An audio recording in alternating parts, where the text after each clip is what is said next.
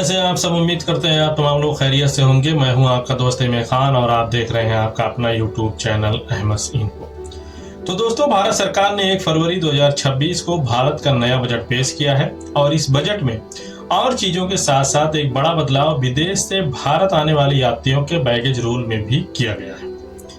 पहले के नियम में और इस नए नियम में बड़ा फायदा यह है कि इसमें बहुत सारी चीजें क्लियर कर दी गई हैं साफ साफ। जैसे कि पहले के नियम में लैपटॉप को लेकर कोई क्लियर रूल नहीं था, लेकिन इस नए नियम में लैपटॉप को लेकर एकदम साफ साफ रूल बना दिया गया है। साथ ही ज्वेलरी को लेकर जो लोगों के मन में बहुत सारी शंकाएं होती थी वो भी बहुत क्लियर यहाँ पर नियम बनाए गए हैं उसके लिए, और ज्वेलरी की लिमिट भी बढ़ा दी गई है।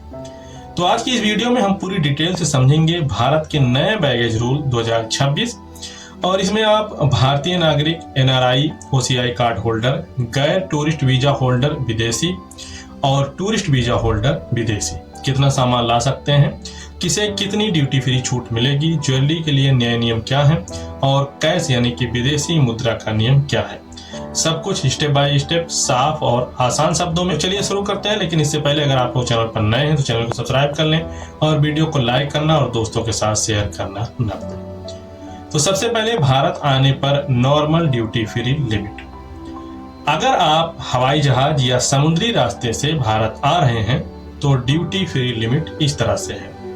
अब देखें, हवाई जहाज और समुद्री रास्ते से जो लोग आएंगे उनके लिए अलग है, और जो जमीनी रास्ते से भारत आएंगे उनके लिए रूल अलग है। तो देखें, भारतीय निवासी NRI, भारतीय मूल के टूरिस्ट यानी कि OCI कार्ड होल्डर जो भारत टूरिस्ट वीजा पर आ रहे हैं, और वैध वीजा वाले विदेशी यानी कि वो विदेशी जो टूरिस्ट वीजा के अलावा किसी और वीजे पर भारत आ रहे हैं, ये लोग 75,000 रुपए तक का सामान ड्यूटी फ्री भारत ला सकते हैं। और साधारण विदेशी टूरिस्ट जो टूरिस्ट वीजा पर भारत आ रहे हैं और OCI कार्ड होल्डर नहीं है, उन्हें 25,000 तक की ही ड्यूटी फ्री छूट मिलती है। इसके अलावा जो हवाई जहाजों का क्रू मेंबर है या पानी वाली जहाज के क्रू मेंबर है, उनके लिए 2,500 रुपए ही लिमिट है। यह लिमिट आपके सामान के कुल कीमत पर लागू होती है, यानी कि आपके द्वारा लाए गए नए सामान की कुल कीमत। अब ध्यान दीजिए कि यूजेड जो पर्सनल आइटम हैं जो आपके इस्तेमाल वाले हैं, जैसे कि आपके कपड़े, जूते, मोबाइल जो आप इस्तेमाल कर रहे हैं, ये ड्यूटी फ्री होते हैं। ये वो 75,000 या 25,000 वाली लिमिट में शामिल नहीं है। और एक अहम बात यहाँ पर, एक नया लैपटॉप या नोटबुक 18 साल से ऊपर के यात्री के लिए अलग से ड्यूटी फ्री की अनुमति है, इजाजत है।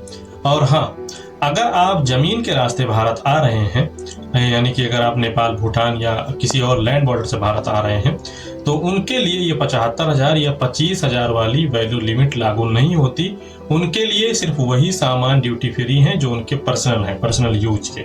इसके अलावा सभी नए सामान पर उनको कस्टम ड्यूटी देनी होगी। अब देखें ज्वेलरी का नियम, जिसके बारे में सबसे ज्यादा लोगों के सवाल आते हैं। पहले ज्वेलरी पर कीमत 50,000, 1 लाख और वजन 10 ग्राम, 20 ग्राम दोनों की लिमिट थी। लेकिन अब नए नियम में वजन भी बढ़ाया गया है और जो पहले कीमत की लिमिट थी उसको खत्म कर दिया गया है और अब सिर्फ वजन की लिमिट लागू है। यानी कि अगर आप 1 साल से ज्यादा विदेश में रहे हैं और भारत में लौट रहे हैं, तो महिला हैं तो 40 ग्राम तक ज्वेलरी ड्यूटी फ्री यानी कि 4 तोला तक आप ला सकती हैं, और पुरुष हैं तो 20 ग्राम तक ज्वेलरी ड्यूटी फ्री आप ला सकते हैं। अब ये 1 लाख का है, 2 लाख का है, 4 लाख का है, 6 लाख का है, इससे कोई मतलब नहीं है। सिर्फ वजन जो है वो आपका अलाउ लिमिट के अंदर होना चाहिए। अब ध्यान रखें कि ये रूल नई ज्वेलरी पर लागू हो रहा है और सिर्फ गहने जेवर पर ही लागू है। सोने की ईंट, सोने के सिक्के, सोने के बिस्कुट पर कस्टम ड्यूटी लगेगी, उसमें ये छूट नहीं मिलेगी। ध्यान रखें कि अगर आप पहले से ही यहीं इंडिया से ही कोई ज्वेलरी पहनकर जा रहे हैं या जा रही हैं, तो उसको एयरपोर्ट पर लिखित में डिक्लेयर करवा लें और उसकी रसीद लेकर जाएं, ताकि वापस आने पर आपकी पुरानी ज्वेलरी इस लिमिट के अंदर शामिल न हो। कैश, भारत में कैश लाने पर कोई पाबंदी नहीं है। बस ध्यान रखें कि अगर सिर्फ कैश है तो $5,000 या इसके एक्सचेंज रेट के बराबर कोई दूसरे देश की करेंसी है, तो $5,000 से ज्यादा की करेंसी आप ला रहे हैं भारत, तो आपको उसको एयरपोर्ट पर डिक्लेयर करना होगा। और अगर कैश और चेक दोनों है तो ये लिमिट 10,000 तक चली जाती है, यानी कि 10,000 से ज्यादा जब आप ला रहे हैं तब आपको एयरपोर्ट पर डिक्लेयर करना होगा। अब समझते हैं ट्रांसफर ऑफ रेजिडेंस, यानी कि आप कहीं से अपना वीजा खत्म करके भारत में बसने के लिए आ रहे हैं हमेशा के लिए।